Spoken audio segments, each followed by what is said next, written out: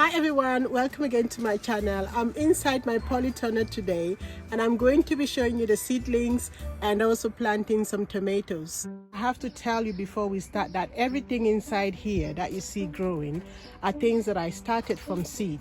So all my tomatoes that are already so big, some of them, these are all tomatoes that I started inside as seeds during the winter period. And most of these tomatoes are semi-determinate to indeterminate varieties. However, as you can see, we have a determinate amount of space for them to grow in here. So we just have to learn as we go. So the tomatoes so far, I'm pretty happy with how they are coping with this new setup here. I do have many seedlings yet to be planted, and that is what I'm going to be doing today. Other than the tomatoes, I have my peppers here. I've planted my cayenne peppers already and they're growing here beautifully. The okras, I planted a few and some are still waiting to be firmly planted in the ground. I have some tomatillos there, I have aubergines there, I have tomatoes, peppers, and I did not transplant any of those. Over here I have these are watermelon seedlings, sugar baby watermelon over here, and here are some ornamental pumpkins that I'm going to be popping out this weekend. Here I have my partisan pumpkin. I'm planning to put that one in the raised bed garden in the front yard, and I still have most of my flower seedlings here, the colliers, the marigold that I'm going to be putting out this weekend, but also the snapdragons that I've multiplied due to the fact that I was taking cuttings and placing them in different containers, and that they've been growing in the new containers properly. So I have quite a few snapdragons to plant out in the garden. And back there I have more veggie seedlings coming up. That is a zucchini right there. Here I have this blue blue pumpkin that I'm anxiously waiting to see grow. And these are some broccoli seedlings that are not doing so well that I need to take out really soon. And unfortunately here I still have my sweet peas, a different variety of sweet peas that I'm going to, I do have a lot of things to take out, a lot of things, but I'm not thinking that all of these things will bloom this year. It might just be the case that this is the year where I get to test them out in the garden, and perhaps one or two will survive. It's been a learning experience trying to start things from seed, but each time I go to the garden center I feel like, wow. They're doing a much better job at growing these things than I am. And yeah, it's good to know that there's always an option to go get a few things from the garden center. However, I'm so happy that I will not be buying any tomato seedlings this season. I mean, look at this tomato right here, and look at that stem. Alright, so now that you've seen all the seedlings that are growing in here, I'm going to go ahead and finish off my tomato planting activity for the season. Yeah, I mean, I'll do most of it today still. I think I'll still have a few left for the front yard. Alright guys, so here is where I have my bag. My grow bag is right here. And inside I have my 1 liter bottle for the deep watering system. And I have my tomato seedling. But before you plant your seedling, what you want to do is to remove the lower leaves of the tomato. Just cut them off so you have just the top leaves. And what we're going to do now is to bury the whole stem of that tomato. This will enable the plant to grow new roots and develop into a much stronger plant. So that's how we're going to be planting that.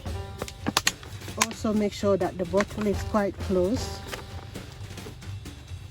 And what we can do also is to add a nutrient-rich, slow-release fertilizer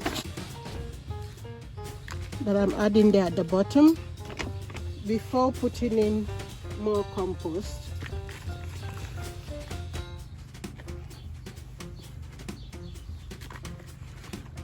Right there.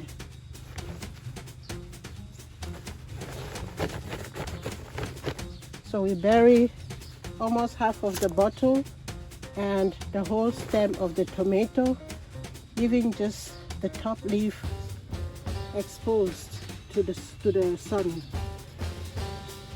What that is going to do is to encourage the plant to develop more roots on that buried stem, and thus develop or grow into a much stronger plant that will produce lots of fruits. Now when it comes to watering, the first time that we water the plant, we water the entire bag, obviously. Water it generously. Make sure that it receives enough moisture as it begins its new life in this grow bag. And then once the plant is established, the next time that we come to water it, we'll put the water inside the bottle. And that will go straight to the roots of the plant. So that is how we're going to be watering once the plant develops into a bigger. And I like to keep the cover just so mosquitoes don't come and settle in that bottle and start laying eggs. So that is how the future is going to look like. You can see I have holes in that bottle, which means that the water will go down and get straight to the roots of the tomato. Alright, so that's it for the 20-liter bag in which we can only plant one tomato. Obviously later I'll have to come here and stake that tomato. Right now it doesn't need a stake. It's still a very small seedling, but you can see that staking is going to become an issue as the tomato plants grow into, as the tomato seedlings grow into bigger plants. Now I'm going to work on another grow bag. This is a 60-liter bag in which we can plant up to 3, maybe even 4 tomatoes, and I'm going to show you how I'm doing that. Alright, for the larger grow bag, I've decided to use these tomato seedlings that are still in the tray in which I initially sowed them. And this is the green zebra variety from the seeds that I planted on the 15th of February. So I'm going to be removing them out today. They're quite a few inches tall already, and I'm sure they'll be happy to be in a bigger space. All right, so for this one here, in which I'm planting 3 seedlings that are a bit bigger or taller than the other ones were, you'll notice that I've removed the bottom leaves of the plant as I did in the first one, and also here. And the difference right now is that I've put the bottle in the middle and I've put the plants around it. This way all the plants are going to be receiving the water that is poured into the bottle. So I'm going to be burying that like that. They run like it goes right straight to where the bottle is, and I'm burying the stems, just pushing them down and covering the stem. And I'm going to be adding more compost, more soil on that to make sure that everything is nicely covered. All right, so this is what we have. The stems are buried, are covered properly, and as they grow I'm going to stake them and also add in more soil. And right now I'm just going to water everything in, and that will be it for this bag as well. Alright, so I'm going to go now and do the indigo rose. I have the indigo rose over there that I'm going to do now in that bag. I have 3 plants there which are also quite tall, as you can see.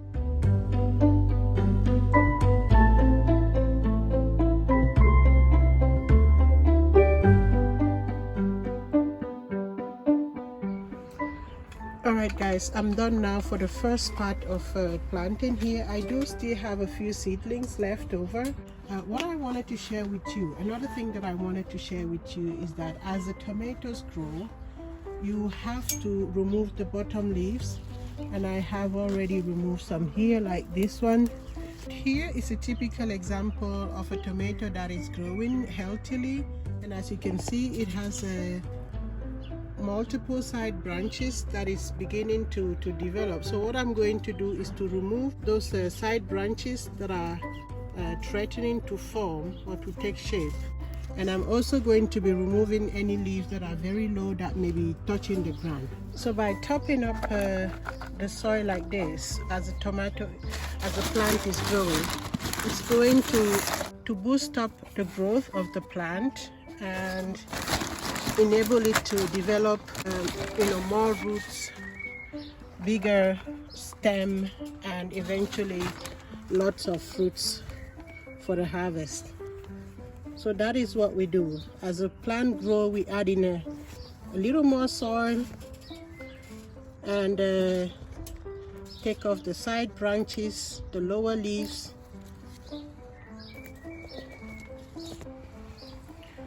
So there we have it. All right, so again, I'm starting the season here in a greenhouse or polytunnel, because based on last season experience, we can have a very wet beginning of summer, and last year that took out all my tomato plants. So this year I'm going to be starting the season in a polytunnel, and I hope to be able to avoid the blight in doing so. And if we do have longer dry days, I'm just going to take out the plants and put them out here in this corridor or in other places. And that's one of the benefits of planting in grow bags, is that we can move the bags and put them in better locations as we learn and progress during the season.